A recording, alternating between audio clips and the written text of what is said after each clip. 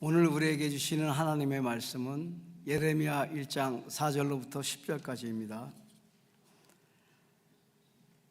여호와의 말씀이 내게 임하니라. 이르시되 내가 너를 모태에 짓기 전에 너를 알았고 내가 배에서 나오기 전에 너를 성별하였고 너를 여러 나라의 선지자로 세웠노라 하시기로 내가 이르되 슬프로소이다.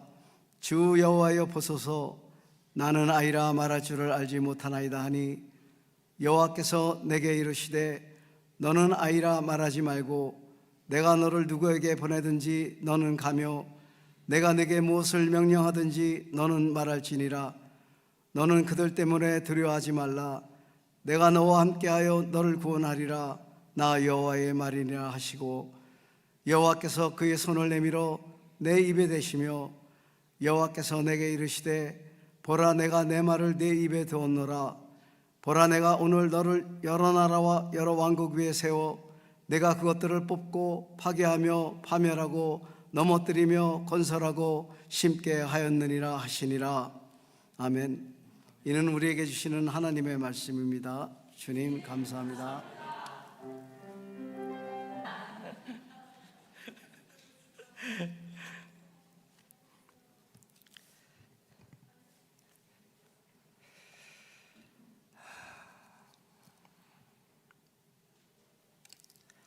참 아름답습니다. 이 앞에서 함께 예배드린 여러분들을 보니까요, 마음을 조금 담고 싶어서 잠깐 쳐다봤습니다.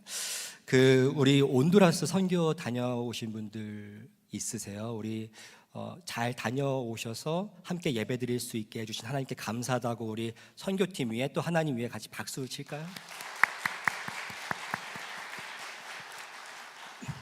그리고 또 한번 박수 치고 싶어요. 오늘 저희 뒤쪽에 보시면은 저희 아이들이 있는데 같이 예배드려요. 오늘 아이들 위해서 잠깐 같이 박수 치고.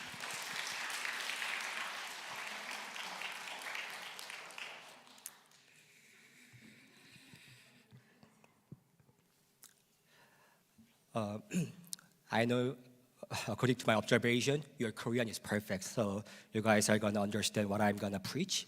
And second of all, your parents are gonna remember everything I'm gonna say this time. So talk to your parents, ask any questions, and also reflect and discuss about it. So 잠깐 기도하실까요?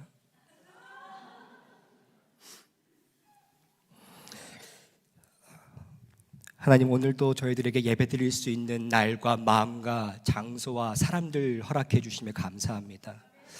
오늘 저희들이 하나님의 그 한 말씀만 듣고자 이 자리 가운데 나왔으니 하나님, 저희들에게 하나님께서 말씀하실 때에 그 말씀이 내 삶을 움직이고 역동케 하며 다시 한번 하나님의 뜻대로 살아갈 수 있게 하는 그 귀한 은혜의 시간이 될 수 있도록 하여 주옵소서.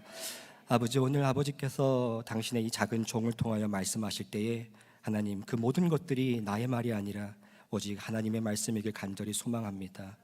부디 종은 가리시고 하나님만 드러나셔서 이 예배의 마지막 자락에 저희들 모두 하나님께 예배드렸다고, 하나님의 말씀만 들었다고 고백할 수 있도록 이 종을 사용하여 주옵소서.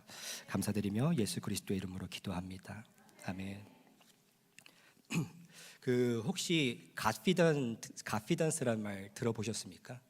가피던스? 고개 끄덕이시는 분들도 있을 것 같고 아마 세라는 알 것 같은데, 가피던스 두 단어의 합성어예요. God plus confidence. 그래서 우리가 보통 confidence 하면 무슨 뜻이죠? confident 하면은 나는 할 수 있고 나는 해낼 수 있고 나는 안다라고 하는 그 자신감을 뜻하는 말이죠. 그런데 이 앞에 gat을 붙임으로써 이거는 내가 할 수 있는 것이 아니라 나를 통해 일하시는 하나님께 자신감, 확신을 두고 말하는 것을 confidence 혹은 confident라고 해요.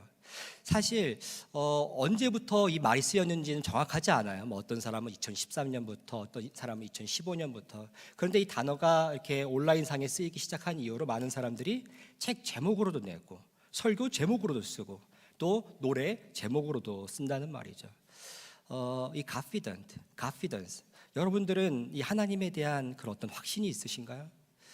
마치 이 말은 이 빌립보서 4장 13절의 말씀을 함축해 놓은 것 같아요. 내게 능력 주시는 자 안에서 내가 모든 것을 할 수 있다는 말씀. 이 confidence, confident. 그런데 아이러니하게 이 confidence를 잘못 사용하는 사람들이 있었어요. 바로 오늘 성경 말씀의 이 주인공 뒷배경이 되는 이스라엘 사람들이었어요. 그 당시 이스라엘 성경 당시에 이스라엘 백성들에게는 크게 두 가지 기둥이 있었습니다. 첫 번째, 하나님께서 이 사무엘상 13장을 통해서 약속하신 다윗 왕관을 멸망하지 않을 것이다.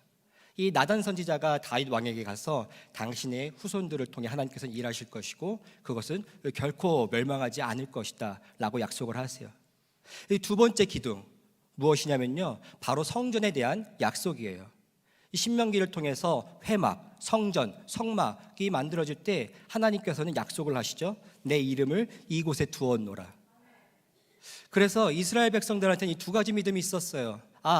다윗 왕조는 멸망하지 않을 것이다. 그리고 이 이스라엘 성전 가운데는 하나님의 이름, 즉 하나님의 임재와 하나님의 존재가 함께 하시기 때문에 우리나라는 멸망하지 않을 것이다 라는 믿음이 있었어요. 겉으로 보기엔 좋은 믿음이죠. 겉으로 보기엔 좋은 약속이었어요.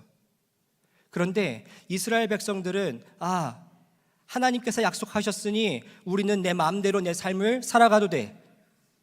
하나님께서 나와 함께 하신다고 했고 하나님께서 다윗 왕조를 통해 우리나라를 굳건하게 한다고 하셨으니 나의 삶과 행실, 나의 마음과 입술로 나오는 그 모든 것들은 하나님과 상관없어도 괜찮아. 왜요? 약속이 있으니까. 그런데 하나님께서 율법을 주시고 약속을 주실 때에는 그것은 하나의 수단이었어요.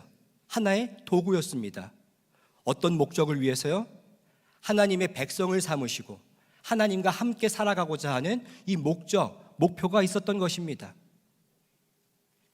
하나님의 약속이 틀렸다라고 이야기하는 것이 아니에요. 하나님의 약속은 굳건했어요.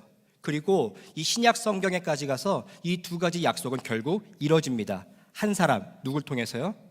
예수 그리스도. 다윗의 후손인 예수를 통해서 하나님께서는 그 구원을 약속을 이루셨고, 그리고 예수님께서 임마누엘 함께 하신다, 언제나 함께 하신다 라는 약속을 통해서 이 약속은 성취하셨어요. 약속이 틀린 게 아니에요.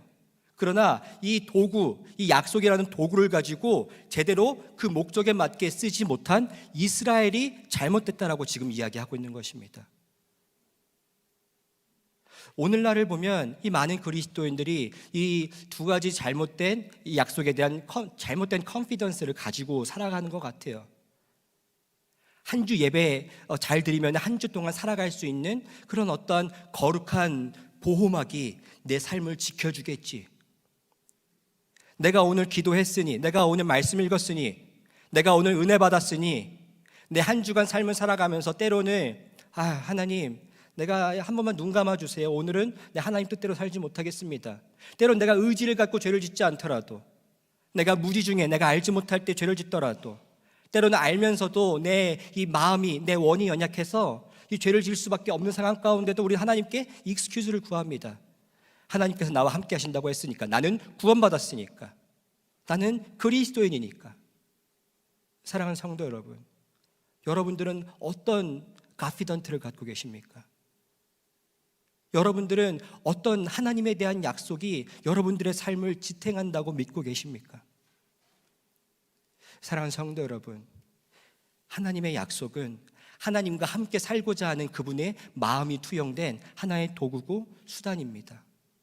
그래서 이 성경을 많은 분들이 러브레터라고 표현을 하죠. 하나님의 사랑 고백. 근데 저는 조금 더 구체적으로 표현하고 싶어요. 근데 단순한 러브레터가 아닙니다.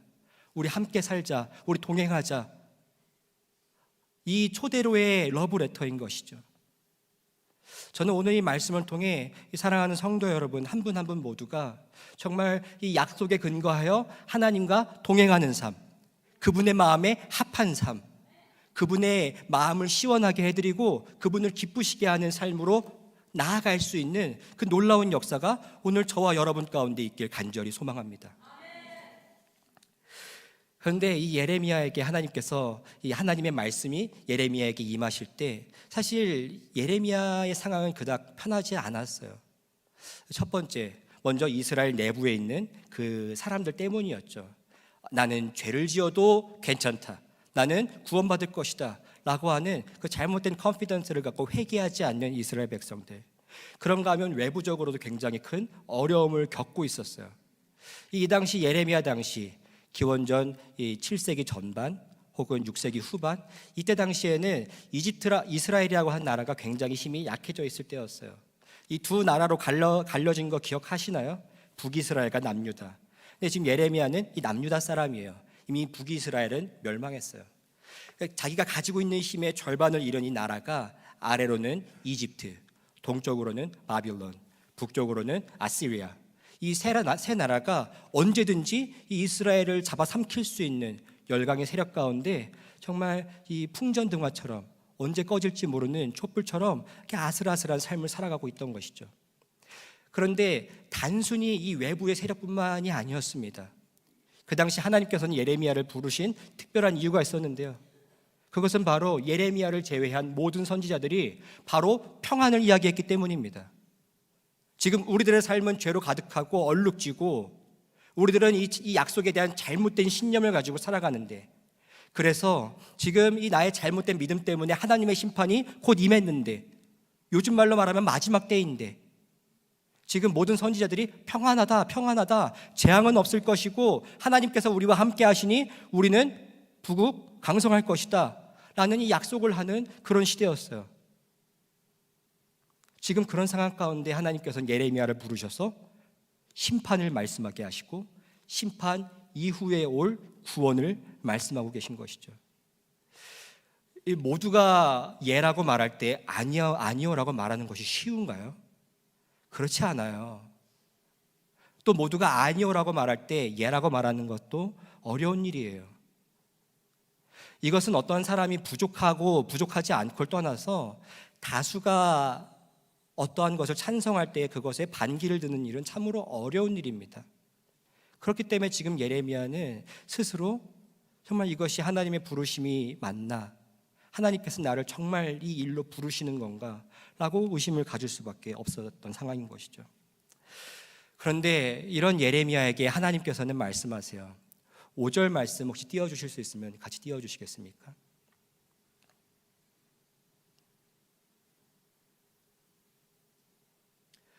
우리 함께 읽어볼까요? 시작. 내가 맞나요? 나온 것 같아요. 시작. 내가 너를 모태에 짓기 전에 너를 알았고 내가 배에서 나오기 전에 너를 성별하였고 너를 여러 나라의 선지자로 세웠노라 하시기로. 아멘.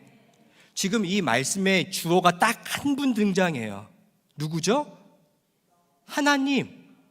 주어 하나님께서 지금 예레미야에게 말씀하시는 거예요. 거기에는 네 가지 동사가 등장합니다. 내가 너를 짓기 전에 하나님께서는 아셨대요. 하나님께서는 어머니 뱃속에 있을 때 성별, 거룩하게 구별하셨대요. 그리고 이렇게 예레미야를 부르시면서 여러 나라의 선지자로 세우셨대요. 지으시고 아시고 거룩하게 구별하시고 세우신 분 누구라고요? 하나님이에요. 하나님께서 우리를 부르실 때에 그 하나님께서는 일하시는 분이에요. 하나님께서만이. 여기에 어떤 우리의 자격 조건이 들어갑니까? 아니에요. 여러분들을 향한 하나님의 부르심이 무엇인지 저는 잘 모르겠어요. 그러나 하나님의 부르심과 하나님의 약속하심이 있기 때문에 이 자리 가운데 여러분들이 앉아 계신 줄 저는 확신을 해요. 그런데 그 부르실 때의 그 때를 기억해 보세요. 거기에는 내가 잘해서, 내가 바르게 살아서, 내가 말씀 많이 읽어서, 내가 기도 많이 했어, 내가 잘생겨서, 내가 아름다워서 아니에요. 오늘 이 예레미야에게 하신 말씀이 바로 저희들에게 하신 말씀이에요. 하나님께서 내가 너를 불렀는데 그 부를 때에는 내가 너를 알았고 내가 너를 성별하였고 내가 너를 세웠다라고 하신 이 확신에 찬 하나님의 말씀이 오늘 다시 한번 저와 여러분 가운데 하나님의 부르심에 제 확신이 되시길 주님의 이름으로 간절히 축원합니다. 그런데 이 예레미야의 반응이 사실 우리의 반응 같아요. 슬프도소이다 주 여호와여, 나는 아이라 말할 줄을 알지 못합니다. 저희 교회는 안 그럴 거라고 생각합니다. 근데 제가 이제 15년 동안 총 5교회를 이제 부교역자로 섬기면서 항상 이 9월 말부터 11월 초까지 겪는 현상이 있었어요. 늘 그때만 되면 우리 성도님들이 기도를 정말 많이 하세요. 그때만 되면 우리 성도님들이 정말 많이 겸손해지세요.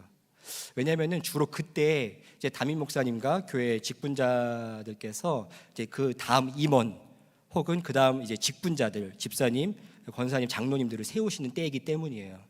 그래서 목사님께서 전화로 혹은 직접 만나서 집사님 혹시 내년에 속장님 좀 맡아주실 수 있으십니까? 그러면서 제가 경험한 거는 대부분 목사님 저는 자격이 안 돼요. 저는 성경 지식도 많이 없어요. 저는 기도도 그렇게 많이 하지 않습니다. 혹은 목사님 제가 기도해보고 말씀드릴게요. 그때만 되면 성도님들 겸손해지세요. 기도도 많이 하시고. 저는 그래서 예레미야의 이 하나님의 부르심에 대한 거절, 완곡한 거절이 남 얘기 같지 않아요. 이게 제 얘기 같아요. 그리고 오늘날을 살아가는 우리 교회, 저희 교회 빼고 우리 교회들의 현실 같아요. 그런데 저는 이 예레미야의 이 반응을 보면서 왜 이렇게 반응을 할 수밖에 없었을까 보니까요, 오늘 저희가 읽진 않았지만 예레미야 1장 1절에 이 사람의 성분에 대해서 말하면서 이렇게 이야기합니다.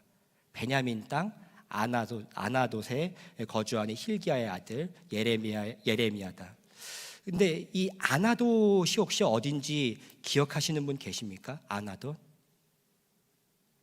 괜찮아요. 그래서 우리 열왕기상 2장 26절과 27절을 좀 같이 찾아봤으면 좋겠어요. 열왕기상 2장 26절부터 27절 말씀. 휴대폰 있으신 분들은 휴대폰으로 찾으셔도 돼요. So kids, 1 Kings chapter 2 verses 26 to 27. So I want to invite you to join in the reading. 열왕기상 2장 26절부터 27절 말씀입니다.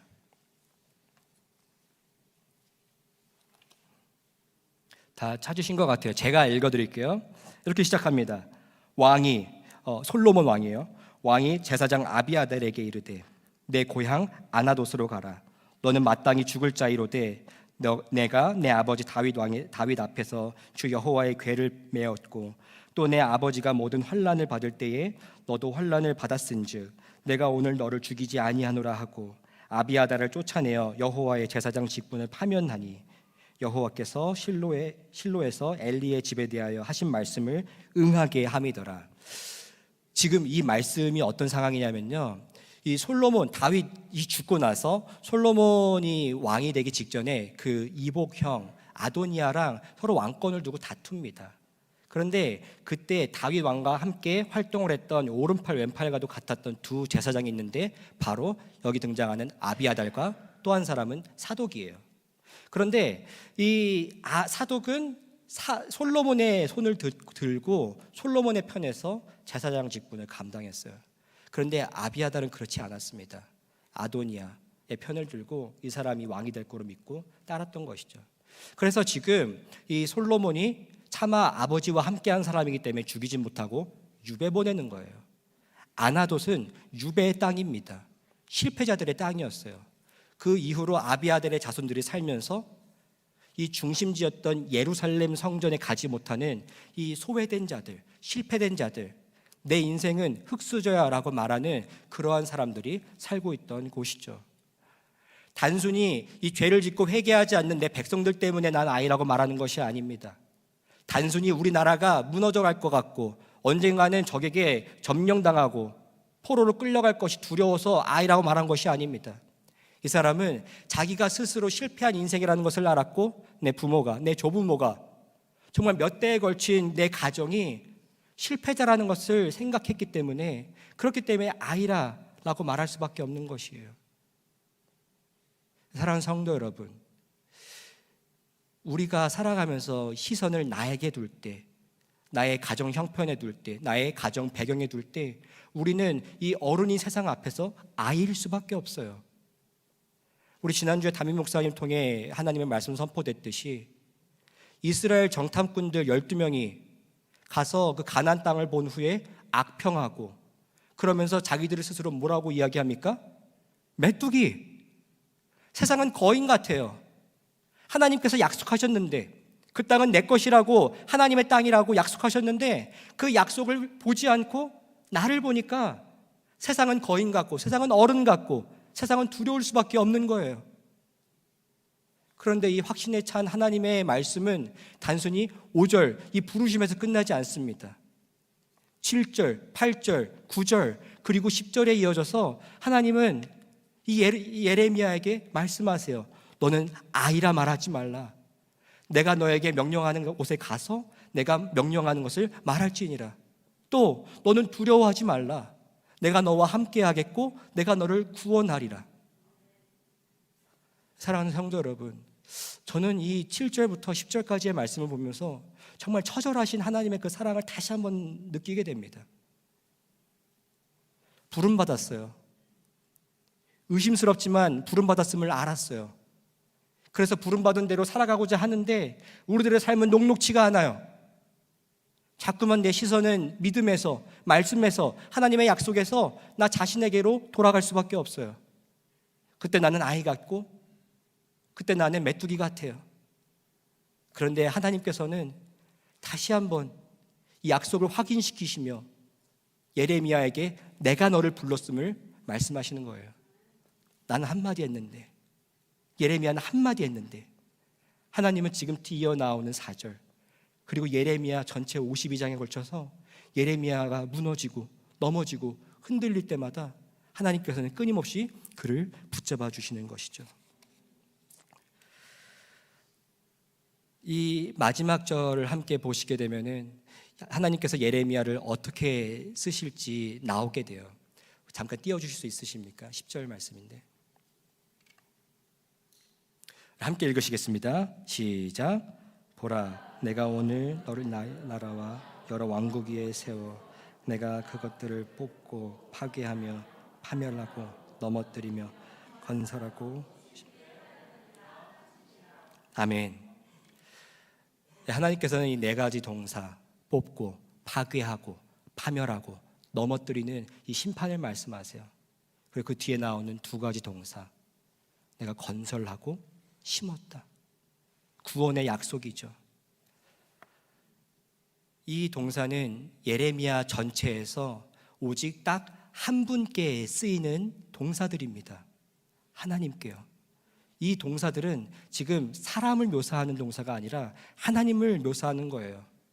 예레미야를 넘어서 이 구약 성경 전체, 더 나아가 신약 성경까지 파괴하고 심판하고 그리고 구원하는 것은 오직 하나님만 하실 수 있는 것이죠.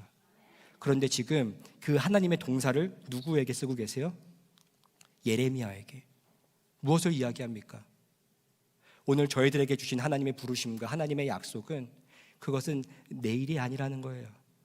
하나님의 일이라는 겁니다. 어떤 소명을 받으셨습니까? 어떤 사명을 받으셨어요? 가정에서 가정을 잘 돌보는 이 가정주부로, 혹은 학교에서 가르치는 선생님으로, 혹은 직장에서 직장 생활하는 직장인으로, 교회 직분자로, 어떤 것이든요. 그런데 오늘 이 예레미야에게 하신 말씀, 예레미야를 가르치면서 내가 너를 부른 이 하나님의 동사들이 여러분들에게도 똑같이 적용된다는 사실을 믿으시길 바랍니다. 내 일이 아닙니다. 하나님의 일이에요. 나의 부르심이 아닙니다. 하나님의 부르심이 아니에요. 그러니 이제 오늘 우리가 하나님께 속했담을 알았다면 우리는 그분의 마음에 합한 자로 나아가야 합니다. 오늘 죄송합니다. 오늘 하나님의 말씀을 선포하면서 제가 말씀드린 주제 말고 부제 보셨나요? 부제? 오늘 설교 제목의 부제? 속함에서 합함으로. 한번 따라해 보실까요? 속함에서 합함으로. 속함에서 합함으로. 무슨 말이냐면요, 우리는 하나님의 그 은혜로 말미암아 예수 그리스도를 믿음으로 구원을 받았습니다. 구원은 너희에게서 난 것이 아니요 오직 하나님의 선물이라고 말씀하신 그 하나님의 말씀을 보면서 우리가 하나님께 속했던 것은, 우리가 하나님의 부르심을 받은 것은 내가 한 것이 아무것도 없습니다. 목회자로 부르심을 받은 저 역시 마찬가지로 제가 한 것이 아무것도 없습니다. 그러나 하나님의 그 속하신 부르심을 넘어서 합함으로 나아갈 때는, 그때는 내 믿음이 작동돼야 될 때예요. 아까 이스라엘 백성들 맨 처음에 하나님께서 주신 약속을 가지고 그 약속에 합당한 믿음의 사람들로, chosen people로 살아가지 못했던 것들 제가 말씀드렸죠. 이스라엘 백성들이 그 약속에 대한 거짓된 가피던스를 가지고 살아갔던 그 모습, 이제는 하나님께서 우리들에게 믿음 요구하시는 그 믿음의 순간순간들을 그분의 마음에 합당한 자들로 세워져 가야 되는 줄 믿습니다. 이제 말씀을 맺으려고 하는데요, 제가 한 청년의 이야기를 하면서 말씀을 마치려고 합니다. 한 청년이 있었어요. 이 청년은 부모님께서 목회하시는 것이 너무 좋고 너무 행복해 보여서 하나님, 나도 저렇게 목회하고 싶습니다. 나도 저런 목사가 되고 싶습니다. 그래서 이제 서원 기도를 하게 돼요. 그래서 이 청년이 정말 하나님을 너무 사랑하고 하나님이 너무 좋아서 목회자의 길을 가겠다고 다짐하고 그대로 살아가게 됩니다. 그런데 이 청년이 부르심에 따라 그 합당하게 살아가는 삶을 보니까요, 결코 순탄하지가 않았어요. 이 작은 교회에 목회하시는 부모님의 그 재정적 어려움 때문에 늘 항상 재정에 대한 어려움이 있었고, 그리고 공부할 때는 스스로 자기가 목회자로 부르심을 받은 건지 맞나? 늘 항상 고민하게 됐어요. 왜냐하면 이 청년은 기타도 못 쳤고요. 이 한국에서는 부목사 혹은 전도사가 되려면은 그 옛날 말로 봉고차라고 하죠. 스타렉스. 그 수동으로 된 것을 몰 줄 알아야 됐어요. 왜냐하면 새벽 기도 때 다 이렇게 성도님들 모시고 다녀야 되니까. 근데 운전도 못하고. 그래서 이 청년은 스스로 생각할 때 나는 부르심을 받은 사람이 아닌가 보다. 그래서 목회를 그만하고 다른 사상적인 일을 하려고 찾아보게 됩니다. 그렇게 군대를 가게 돼요. 군대 전역하고 다른 일을 좀 해봐야 되겠다 고민을 하게 됩니다. 그러다가 군대에서 큰 부상을 입고 수술을 받고 침상에 누워서 가만히 이렇게 생각해 보는데 갑자기 하나님께서 이 청년을 부르시는 거예요. 그래서 하나님께서 부르신 줄 모르고 대답합니다. 누구십니까? 3번씩이요. 근데 그때 하나님께서 청년에게 말씀하세요. 내가 보내는 곳 어디든 너는 가겠니? 근데 이 청년이 그때 이 사무엘을 떠올립니다. 하나님께서는 이 사무엘에게 하신 말씀 그대로 나에게 하시는구나. 그래서 응답해요. 내가 어디든 가겠습니다. 전역하면서 이 청년은 많은 교회의 부흥 강사로 초청받고 또 어린이 수련회, 청소년 수련회 강사로 가게 됩니다. 그러다가 하나님께서 청년에게 또 다른 소명을 주세요. 내가 너를 가르치는 자로 써야 되겠다. 그래서 유학을 준비하고 기도하면서 유학을 오게 됩니다. 미국 생활이 만만치 않았어요. 많은 사람들이 나이가 어리다고 무시하거나 아니면은 너는 목회자가 되지 못할 거야, 넌 교수가 되지 못할 거야, 끊임없이 회방을 놓습니다.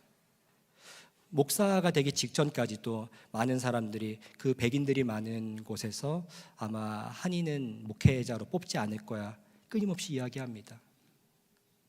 그런데 이 청년이 끝까지 붙은 것이 있었어요.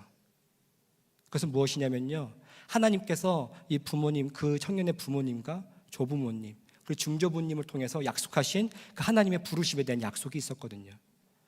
내가 새벽을 여는 자로 쓸 것이다. 내가 정말 너를 통해서 열방이 하나님의 말씀을 선포하는 자로 세울 것이다.